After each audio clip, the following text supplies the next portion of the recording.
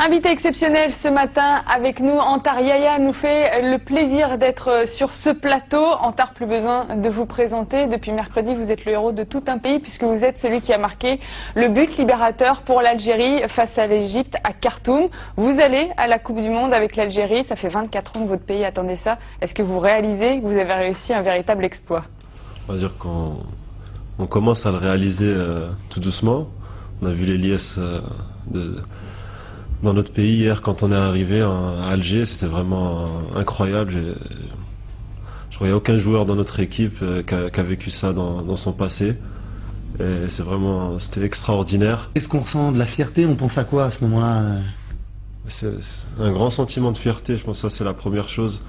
On se dit, bon, on a le sentiment du devoir accompli aussi. On se dit, on a réussi à faire plaisir à un peuple qui...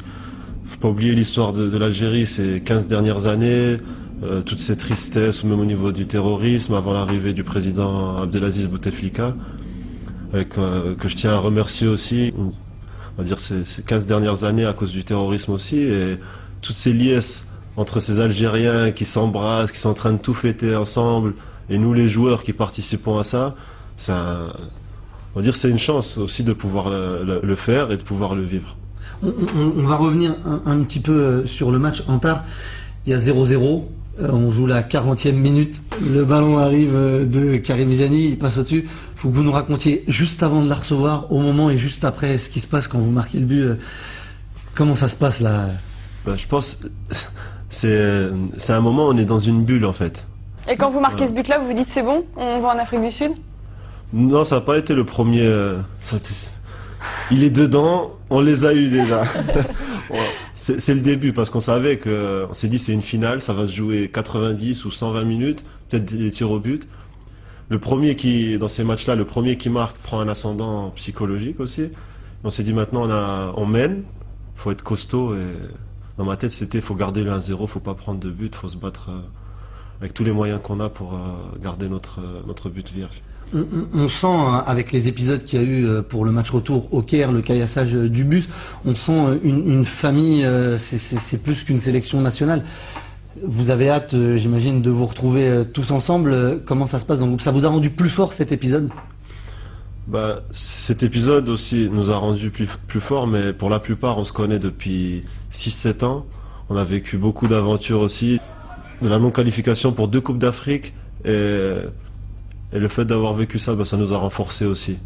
Et quand on est arrivé au Caire et qu'on a vécu ces moments aussi quand ils nous ont caillassé le bus, on s'est dit ça finit pas là. Et ils veulent quoi? Parce que faire un truc comme ça, c'est pour terroriser les gens déjà. On va pas faire un match de foot, on va faire la guerre. Et sur le moment, on a tous paniqué, c'est clair. Mais après, quand on est remonté, on a pu voir ça avec les chants des joueurs. Et on s'est dit bon, c'est pas possible, on va pas laisser la qualif. Vous savez que l'Égypte menace de quitter la FIFA, menace de faire grève parce que la FIFA a ouvert une enquête sur cette affaire. Qu'est-ce que vous en pensez, vous? Ça suffit quoi? Moi j'ai l'impression que c'est un peu un caprice en fait là.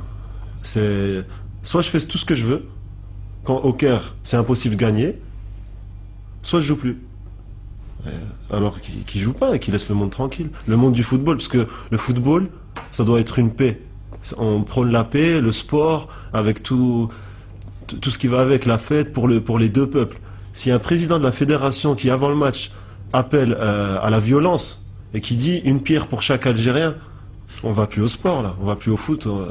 Donc après c'est à la FIFA de prendre ses décisions et de punir les gens qui sont à la base, on va dire, de ce conflit. Un mot sur la qualification de l'équipe de France. Je pense que vous savez que c'est très litigieux. Vous avez dû voir les images, la main de Thierry Henry. Est-ce que vous comprenez que ça fasse beaucoup parler, beaucoup polémiquer? Est-ce que vous, en tant que joueur, vous auriez eu une attitude différente de Thierry Henry, qui n'a pas dit à l'arbitre, il y a main, qui a fait comme s'il y avait but en fait? Je pense sur le moment, l'action de jeu, Thierry Henry peut pas aller voir l'arbitre et lui dire j'ai fait une main. Je pense qu'il est concentré sur son match, il vient de marquer, il vient de faire la passe à Gallas. Après, je pense que c'est là aussi la FIFA et le corps arbitral doivent prendre. Moi, je serais pour le fait d'avoir soit un arbitre dans la surface de réparation, ou soit la vidéo, ça permettrait beaucoup d'erreurs de ne pas être commises et aussi faire de moins de malheureux et de moins de pertes parce qu'on sait que à cause d'un but, on perd un match, il y a des pertes énormes et qu'on le gagne et qu'on va peut-être en Coupe du Monde. Eh bien, merci beaucoup Antar d'être venu. Vous revenez quand vous voulez. Avant l'Afrique du Sud. Qui vous voulez avoir dans le groupe rapidement? Qui vous voulez avoir dans le groupe à la Coupe du Monde? Si un vœu, on va dire en un seul mot, la France.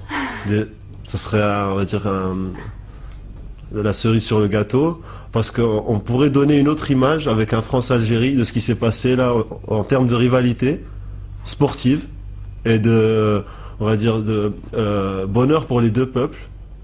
Antar, si je vous dis une dernière chose, parce qu'on va s'arrêter. On a plus le temps. Si je vous dis 1, 2, 3, vive l'Algérie. Voilà, merci. Merci beaucoup Antar d'être venu. Vous revenez encore une fois quand vous voulez.